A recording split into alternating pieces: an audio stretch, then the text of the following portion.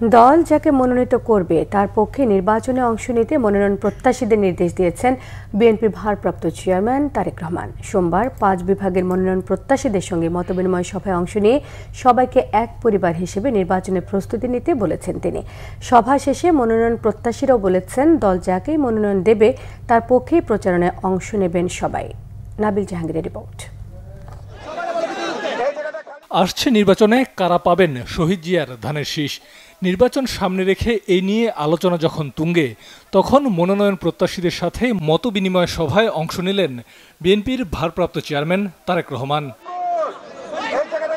সোমবার দলের চেয়ারপারসনের গুলশান কার্যালয়ে আয়োজিত এই সভায় অংশ নেন বরিশাল, রাজশাহী, সিলেট, খুলনা ও ঢাকা বিভাগের মনোনয়ন প্রত্যাশীরা। আমাদেরকে মেসেজ তারুণ্যের অহংকার একটি মেসেজ দিয়েছেন যে আমরা একটি পরিবার, এই পরিবার মনোনয়ন মনে করবেন আপনারা একটি সন্তান। আমরা আলোচনা করতে আসিনি, আমরা এসেছিলাম নেতার নির্দেশ শোনার জন্য। মনোনয়ন প্রত্যাশীদের সাথে কর্মী সমর্থক না আনার নির্দেশনা থাকলেও দুপুর থেকেই ভিড় জমে গুলশানের কার্যালয়ের সামনে। জেল, জুলুম, রিমান্ড, মামলা, হামলা সবকিছু মিলে আমরা চেষ্টা করেছি। সেই জায়গা থেকে আমরা আমাদের কাজটা করেছি। দলের কাছে আমরা আবেদন করতে পারি। দলের যে সিদ্ধান্ত, সেই সিদ্ধান্তের চূড়ান্ত সিদ্ধান্ত। দল যেভাবে সিদ্ধান্ত নেবেন, যেভাবে কাজ করতে বলবেন, আমরা সেভাবে কাজ করব। দল যাকে মনোনীত করবে তার পক্ষেই সবাইকে কাজ করতে হবে, এমনটাই নির্দেশনা তারেক রহমানের।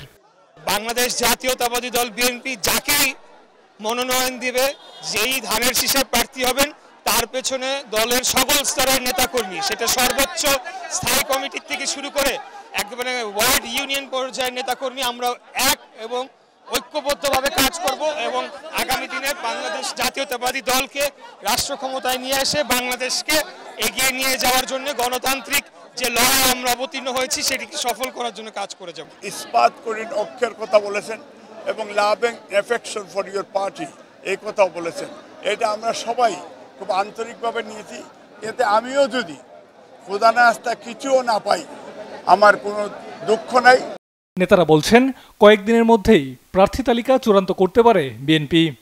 সমস্ত চেয়ারম্যান খোঁজ খবর নিচ্ছেন, তৃণমূল পর্যায়ে খোঁজ, তার জনসম্পর্কটা, সে কতটা জনপ্রিয়, তার ব্যবহার এবং সব কিছু। কারণ আমাদের রাজনৈতিক কালচারটা পরিবর্তন করতে একজন প্রার্থীকে টেলিফোনে বা অন্যভাবে মেসেজে দলের পক্ষ থেকে জানিয়ে দেওয়া হবে, সেটা এই মাসের মধ্যে।